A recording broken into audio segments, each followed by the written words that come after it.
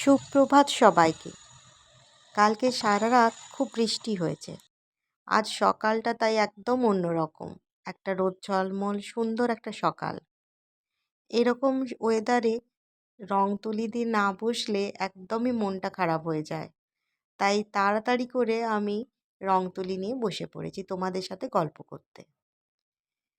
দেখো, মা আসছে, চারদিকে একটা পুজো পুজো গন্ধ। আমরা সবাই সেটা বুঝতে পারছি। আর তাই আমি মা আসছে বলে সেই থিঙ্কিং নিয়ে আমি কুলোই দুর্গা করতে বসে গেছি।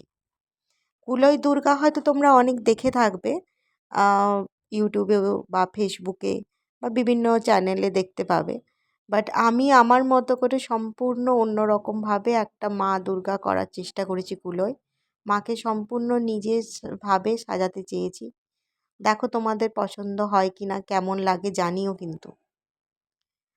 আমি ফার্স্টে দেখো একটা কুলো নিয়ে সেটাকে কালার করে নিচ্ছি নিজের মতো করে। আমি এখানে হলুদ আর লাল রং করেছি। তোমরা চাইলে তোমাদের পছন্দ মতো যে কোনো কালার অ্যাপ্লাই করতে পারো। এরপর মায়ের মুখটা গ্লুগান দিয়ে আমি বসিয়ে নেব। এখানে মায়ের জন্য আমি কিছু জুয়েলারি ইউজ করেছি, যে জুয়েলারিগুলো একদম হোমমেড এবং পরে থাকা জিনিস থেকে আমি করেছি। প্রথমে আমি ডিজাইনটা কাগজে করে নিয়ে ফোম শিটের উপর সেটা বসিয়ে করেছি ড্র করে।